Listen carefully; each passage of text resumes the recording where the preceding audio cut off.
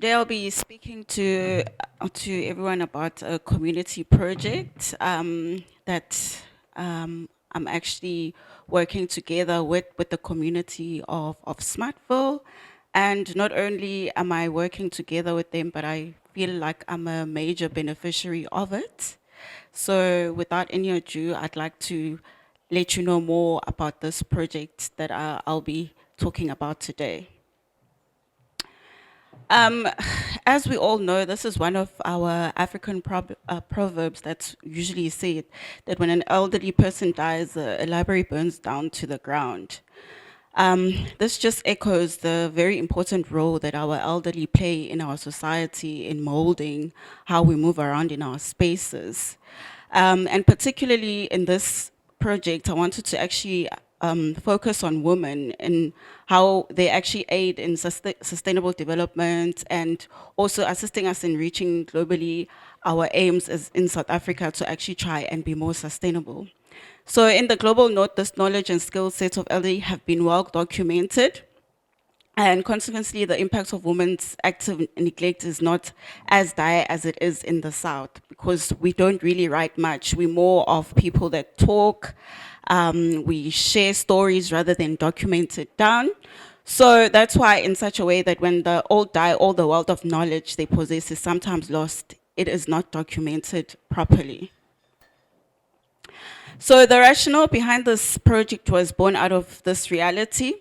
The project aims to actually harness the knowledge of the elderly, particularly the women, through investigating the intangible knowledge and the intergenerational skills transfer that they can actually share with us as the youth.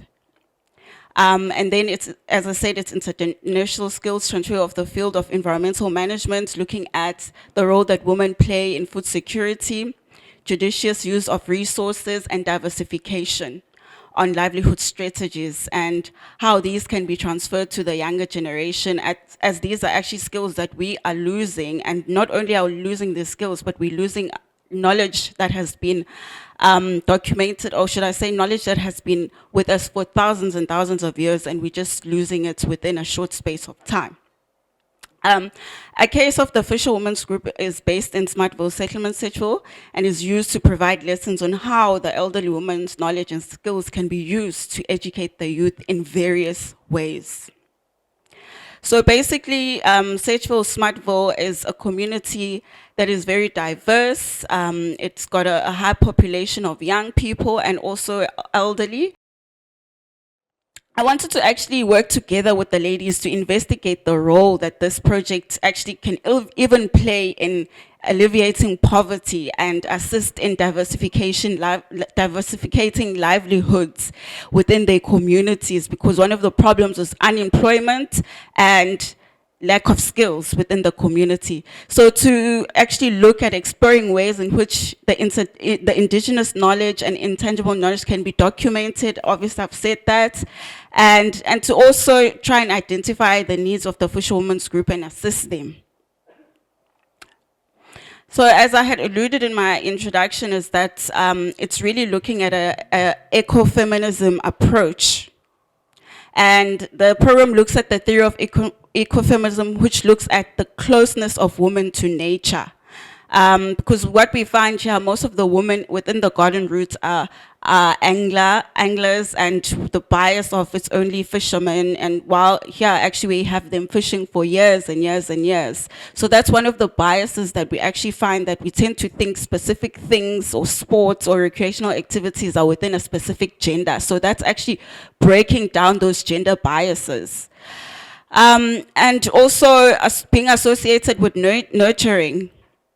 And what I've been finding with working with these women is the fulfillment that they actually get with being in the environment, the fulfillment that they get being in nature, and also passing down the information to it, and also how they find nature a sacred place and everything in it has to be protected.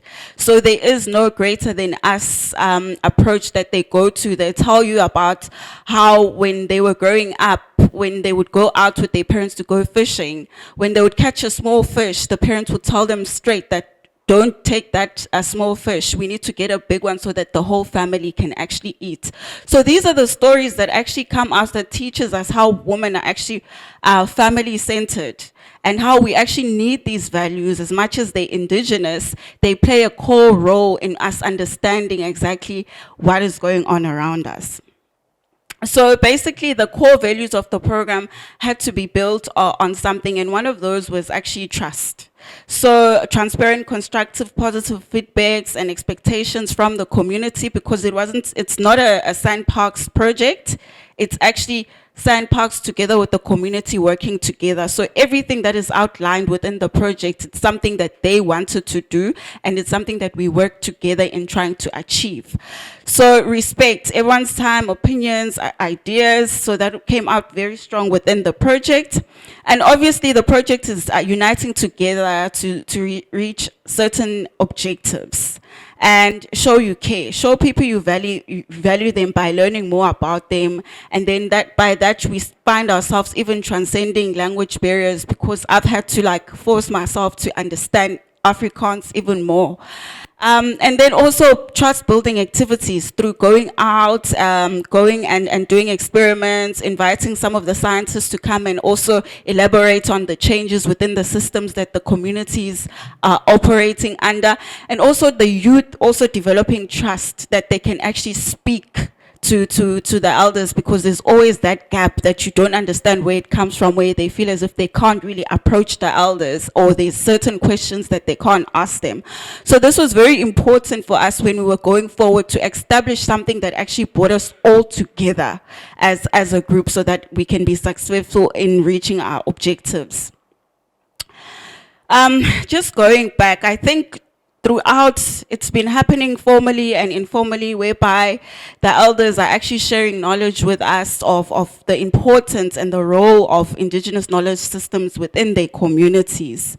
And one of the strong factors that have come out is that how we are so interdependent on the community. Thus, we really need on indigenous knowledge systems, because they actually really bond us together with the physical and the spiritual, because as they had said, that it's not just about telling you how this plant is used, it's about connecting with nature. It's about creating a sense of place within your own community and understanding the environment that you're working under. So, and also understanding that they understand the changing of seasons. They're not biologists, they're not fundis or anything like that, but they understand the value of change and how to actually work around that change. Okay, I'll just skip here because I'm under time constraints. Yeah, so this really does imply a lot, that we need to get more people actually involved in documentation of indigenous knowledge, because as we always talk, we always say, okay, we need to reach the sustainable development goals, but these also only speak about conservation and they only speak to conservation, and they don't really address issues of getting the knowledge of the community involved so that they can actually foster their own way around the environment. One of the strongest points that has been coming out of these workshops is that the youth has echoed that in order to promote environmental health and sustainability, a radical enlightenment has to be done to expand activities that threaten the environment.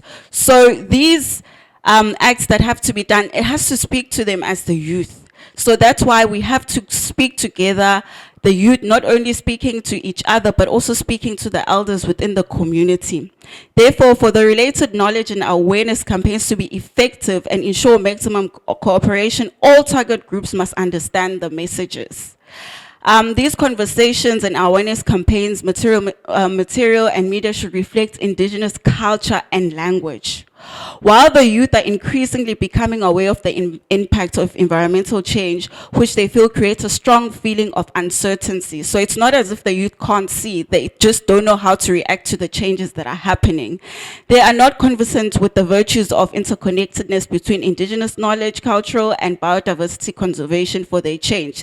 So they don't really know how to translate this knowledge that they're getting from their elders to something that they can discuss to their peers. So that's where we also come in as the young practitioners who understand this content, where we can actually promote them to understand better of what we are discussing. So that's why, in a way, I really do feel as if I'm one of the beneficiaries in the project, because I'm able to break down some of the content that they don't understand. So from interacting with the ladies, it has really come across very strong that they don't really have digital skills. So this is where the opportunity, as us as youth, we sat down and we discussed how exactly can we take the skills that we are receiving from all of these workshops, these information, the storytelling, how can we translate it to actually share with our peers. And one of the pointers that has come out is that they really need to leverage like their digital skills and artistic knowledge as part of their activism, because you find a lot of talent. Some of them can draw, some of them are poets, some of them are very great at social media and have a large following. So those are opportunities that are worth leveraging for us to actually spread the word and to feel part of the change within our immediate environment. So youth mobilization of their digital skills and artistic knowledge and skills will enhance the significance of indigenous languages as repositories of indigenous scientific technologies and innovation in a cultural and biodiversity conservation. Sustainability of promoting the interdependence between cultural biological diversity in the context of conservation efforts to advance the role of indigenous knowledge systems for cultural and biological diversity. So what we've actually come across is that there's a lot of co-learning to the beneficiaries that they've actually been getting from all of this. So it's not only the youth learning from the elders, it's also the elders actually learning from the youth. And one of the major things that have been popping is the promotion of homegrown philosophies and indigenous languages during this whole time. So you find that this is the knowledge that is only found within this specific area, and it makes them really proud that there's this knowledge that they are actually part of, which is only localized within their specific environment. And also promoting dialogue and understanding amongst both generations. So that has been really been one of the outstanding things that have been showing within these workshops. And the result is a set of homegrown solutions, culturally owned practices, which translates into sustainable development programs. Both generations understand that localization of solution increases ownership and accountability in their communities. The youth understands that IKS is linked to their identity, while at the very same time, this knowledge is not segregated, as we would know that in journals things sit and certain people read it and others don't get. So this knowledge is actually shared and promotes one to be involved within their community and their environment. Thank you.